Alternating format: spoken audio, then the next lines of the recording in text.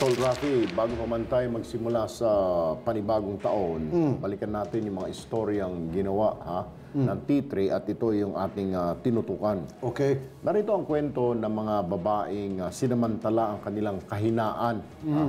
Ngunit lumaban o di kay patuloy pa rin ipinaglalaban ng kanilang mga pamilya. Ating kumustahin itong tatlong pamilyang walang ibang hangad kundi hustisya. Isa na riyan, Tol, itong kalunos-lunos na kwento na natagpuang sunog na bangkay sa may Olongapo noong Hulyo. Bukod sa natustang katawan ay may tatlong tama pa ng bala sa sentido iyong biktima na 23 anyos na nakilalang si Aika Mojica. Sa isang malubak na daan sa San Felipe, Olongapo, natagpuan ang katawan ni Aika Mojica noong 25 ng Hulyo.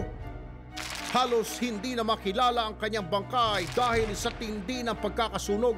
Kung maniwala yun ang anak ko, nun, kasama ko yung asawa ko na tinignan, nasabi niya ito nga, dahil may nakakitang tato dito na better days na yung anak ko meron ganun.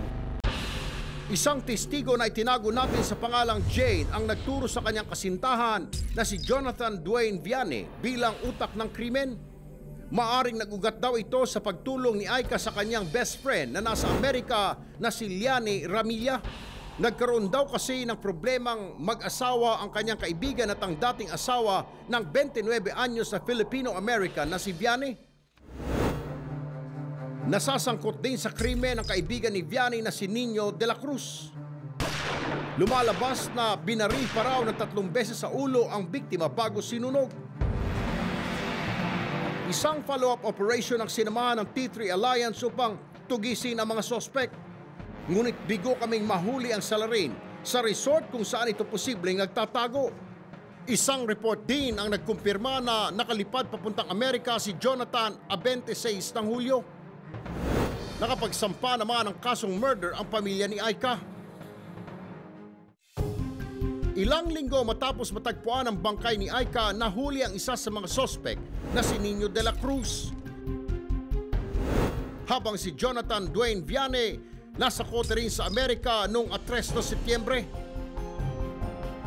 Salukuyang nag-hearing para sa extradition hearing niya para mabalik siya dito sa Pilipinas.